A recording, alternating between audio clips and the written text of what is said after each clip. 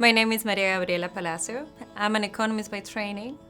I come from Ecuador and I teach at the Faculty of Humanities, mostly in the program of International Studies. Natural sciences deal with nature. I will assume humanities deal with humans. And for me, that's basically what it comes down to, the understanding of human behavior, the understanding of ideas, of the understanding of different ways of organizing societies, and how these different societies interact, how they encounter each other, sometimes resulting in conflict, sometimes resulting in solidarity, communication networks.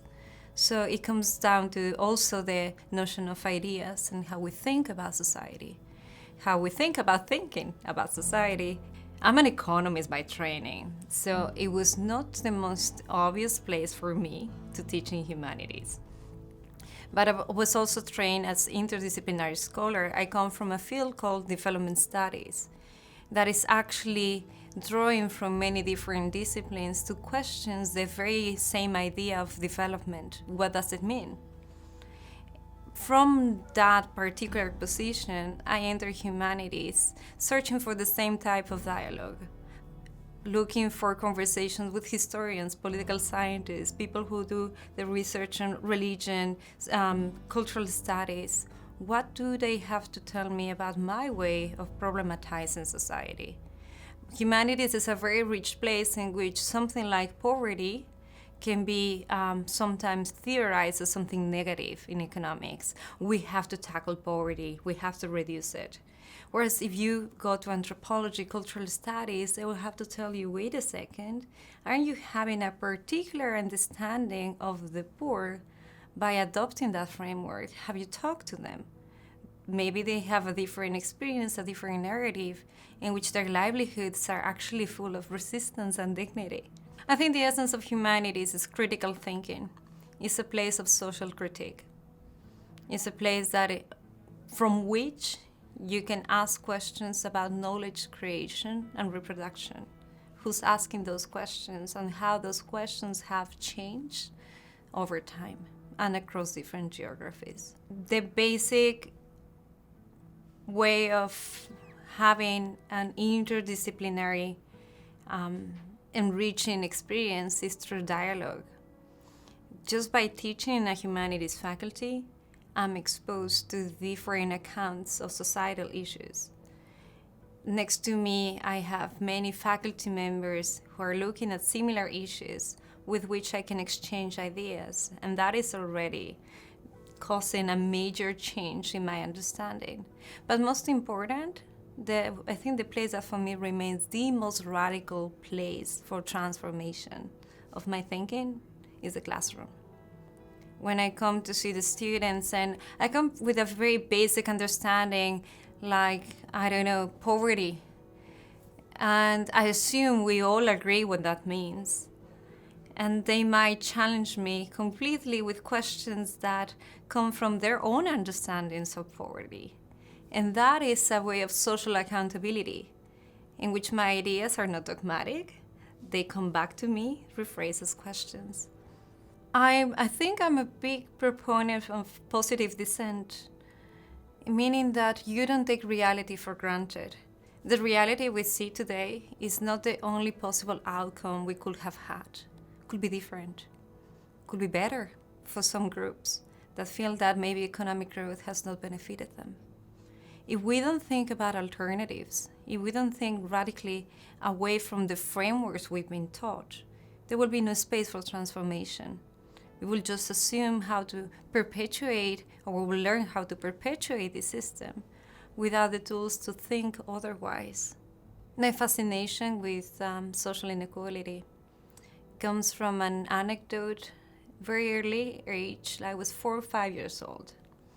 And I'm Latin American, and domestic work is quite common occupation. And still I grew up in this generation of families that have a living domestic, meaning a woman who will live in the house, looking after the children, cleaning the house. To me, she was like a mother, an indigenous woman who was in this position. And I remember when I was 4 or 5 years old, I had a nightmare and I rushed to her bed and I said, like, can you please hug me, Rosa? That was her name. But when I did that, probably my mom heard me.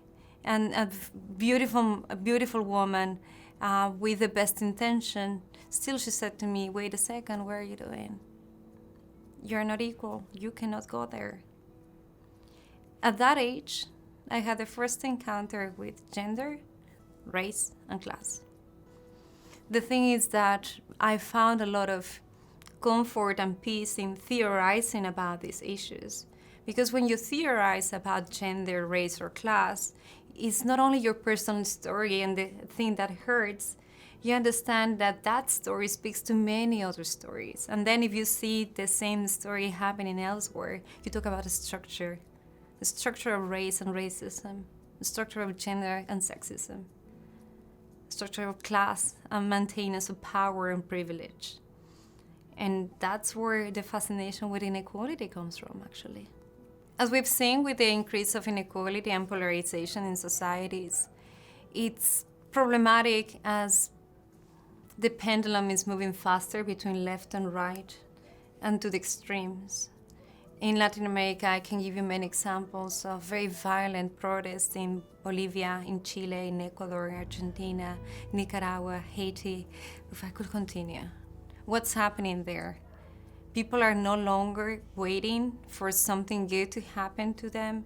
The dream of meritocracy, if I work hard, I'll make it, is no longer feasible. And they see that there's major discontent and frustration. And that's what you get when you don't tackle inequality.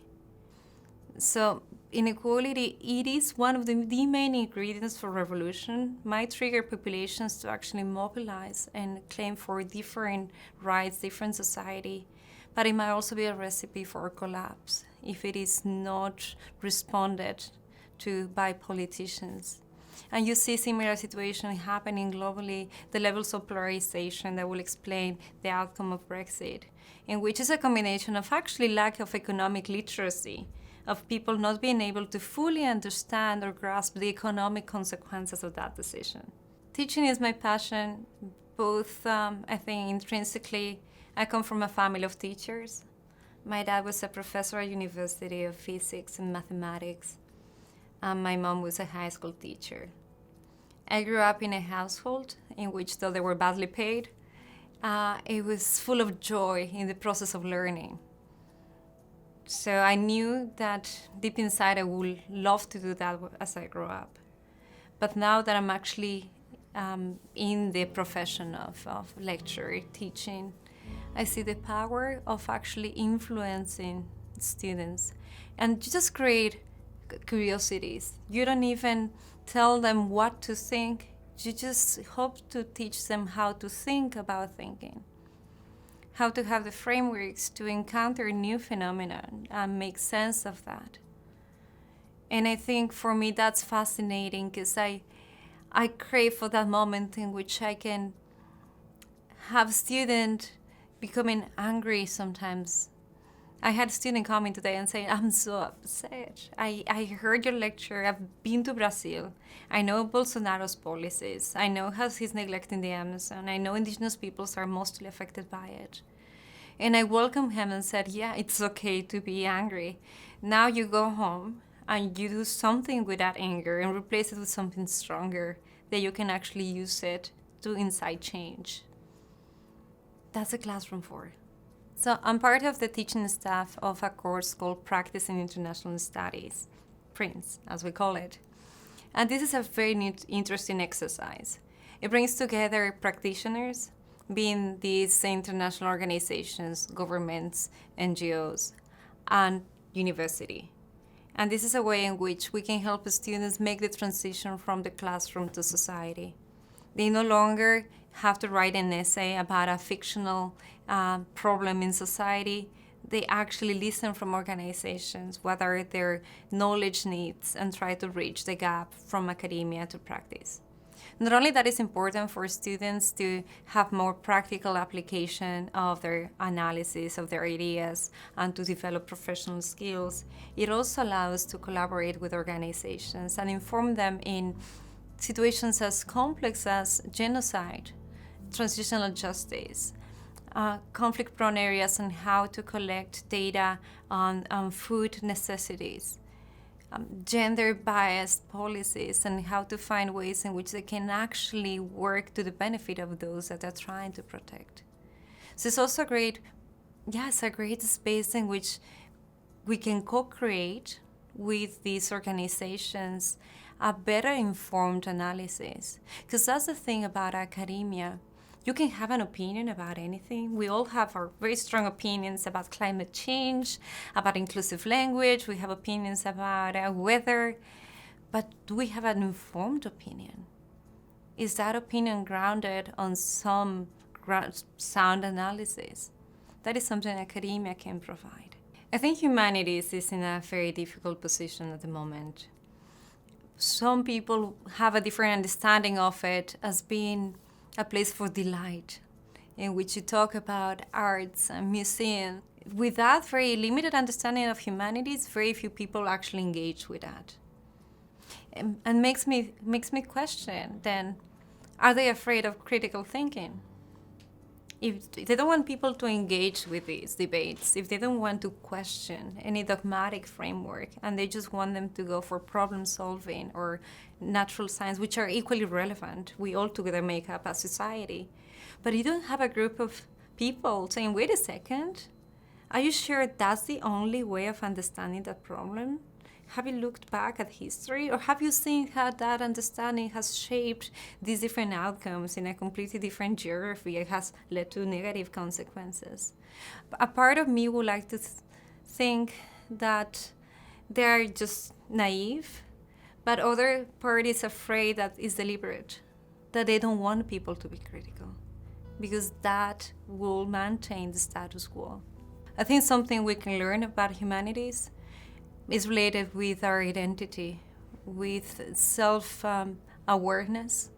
And I think that is crucial as our world becomes much more globalized. I think something that humanities can give us is also the historical narrative that explains why do we experience certain issues. For instance, people argue that the world has become much more unequal.